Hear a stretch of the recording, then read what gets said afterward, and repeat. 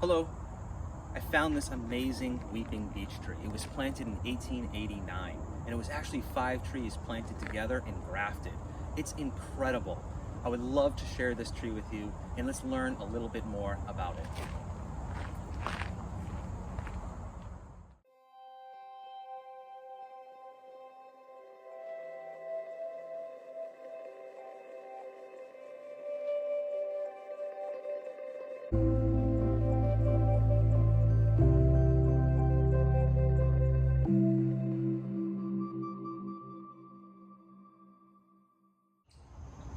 Trees that are grown in garden settings are essentially growing in captivity.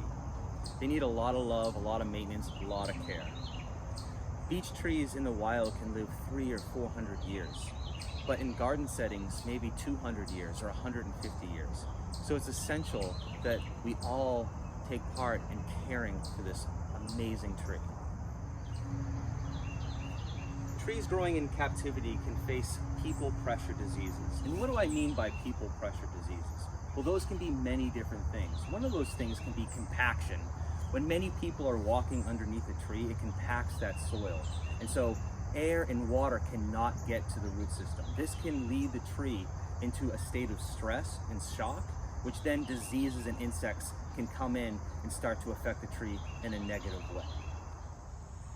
There are many different ways to deal with the problems of compaction.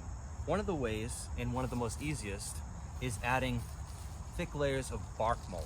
We like to use the kind of bark mulch that have thick chunks of wood. This allows water and air to move into the delicate root system. The bark mulch also acts as a cushion to absorb some of the foot traffic that is caused by people. Another benefit of adding bark mulch to our trees is that it's mimicking the forest floor. So remember, our trees are in captivity in the garden setting, so we need to try to mimic that forest environment as much as we can. So in nature, you're going to have fallen logs and branches and leaf litter that are going to build up.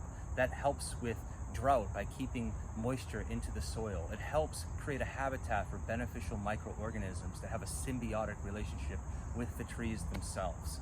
So by adding this bark mulch into the garden, into this garden setting, it's going to help our trees immensely. Other pressures that are caused by people, these people pressure diseases, is carving into trees, especially beech trees, because they have thin bark, they're thin skin, so they're very sensitive.